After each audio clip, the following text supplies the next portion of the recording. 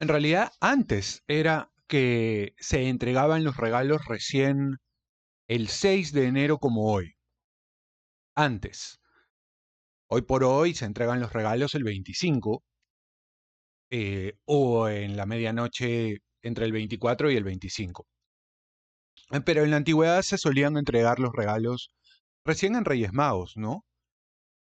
Como los tiempos fueron cambiando y fueron obedeciendo más a, eh, de repente, la moda que fue imponiendo Estados Unidos. Ya saben que Estados Unidos es originalmente protestante y los protestantes solamente celebran la Navidad el 25, básicamente. En el mundo protestante me refiero a anglosajón. Entonces, los Reyes Magos pertenecen un poco más a todo el periodo de la Navidad propia de los católicos, el mundo católico. Con la influencia cultural de los Estados Unidos es que se va perdiendo los Reyes Magos y los regalos se hacen eh, el mismo 25 de diciembre. Sin embargo, en España, por ejemplo, se mantiene rica la tradición de la cabalgata de los Reyes Magos, que también se hace en el Perú y en otros países de Hispanoamérica, y que es bueno recordar, porque esa es un poco la diferencia entre los dos mundos, ¿no? Para el mundo católico, la Navidad es todo un periodo que obvio tiene su fecha central el 25 de diciembre, pero que llega hasta el 6. E incluso, algunos dicen que ese periodo se puede extender hasta la Candelaria. ¿Mm? Pero bien, a ver, ¿quiénes eran los Reyes Magos? Porque originalmente se dice que eran Melchor, Gaspar y Baltasar. Acá hay una nota, ¿no? De CatholicNet. ¿Quiénes y cuántos eran los Reyes Magos? El evangelista presenta a unos magos que venían de Oriente, no dice cuántos eran ni cómo se llamaban. Originarios de la Media, hoy Irán. Hay que recordar que Irán era el imperio persa en la antigüedad, donde constituían una clase sacerdotal. Los magos habían adquirido gran influencia en Babilonia, hoy Irak. Se distinguían por su afición al estudio de la astronomía, o mejor, astrología, que era y sigue siendo una ciencia adivinatoria basada en el principio de que la vida de los hombres se desarrolla bajo la influencia de los astros.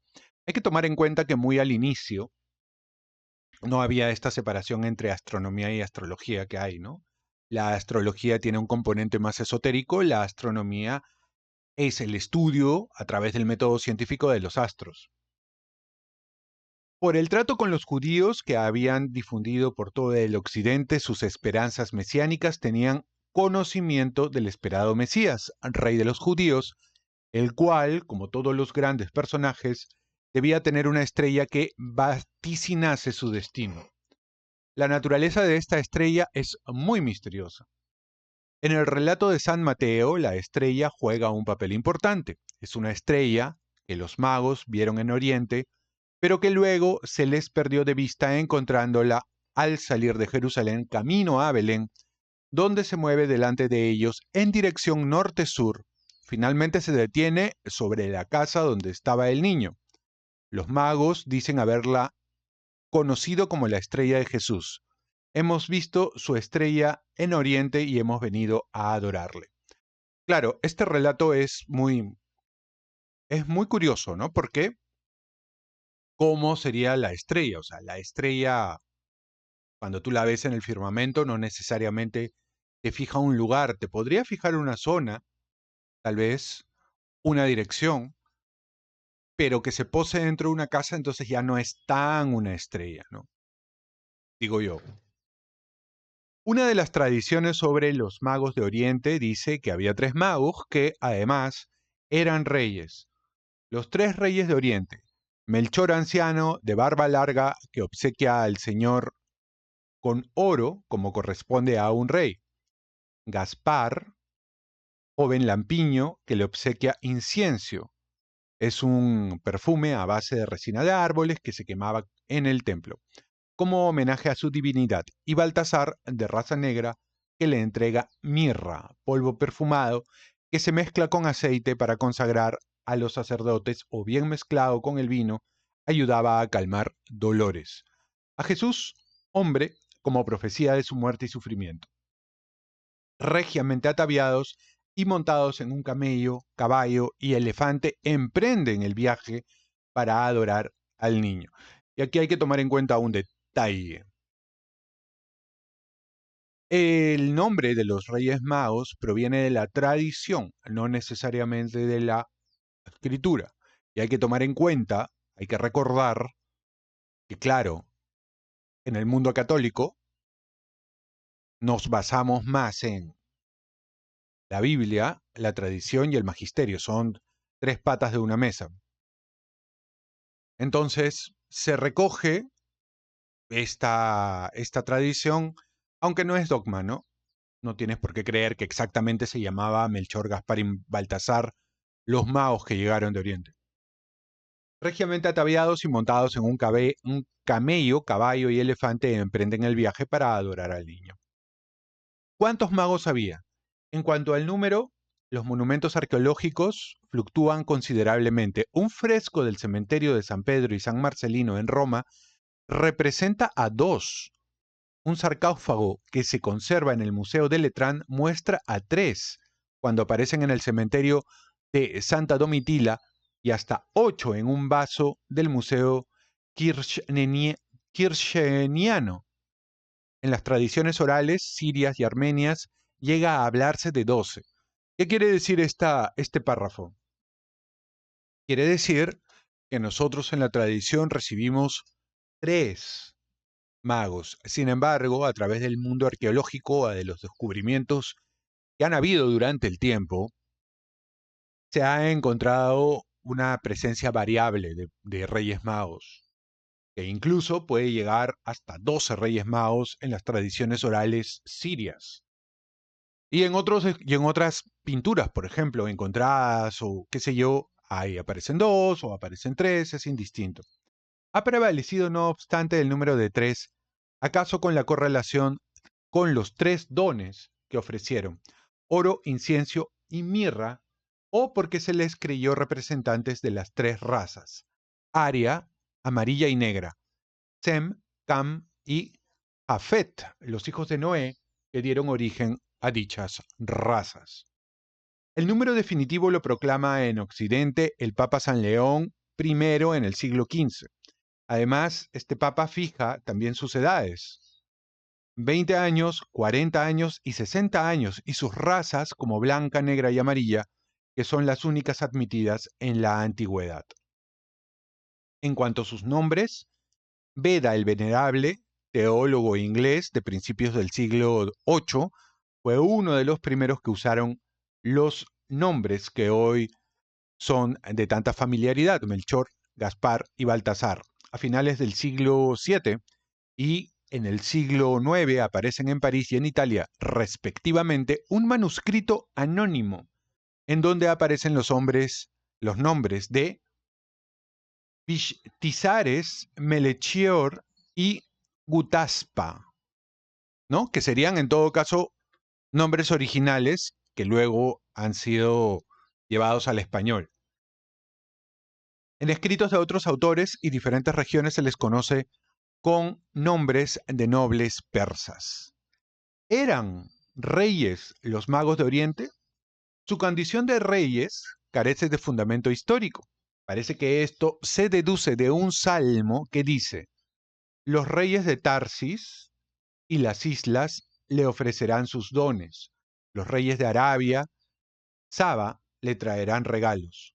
Nunca en las antiguas representaciones del arte cristiano aparecen con atributos regios, sino simplemente con gorro frigio y hábitos de nobles persas.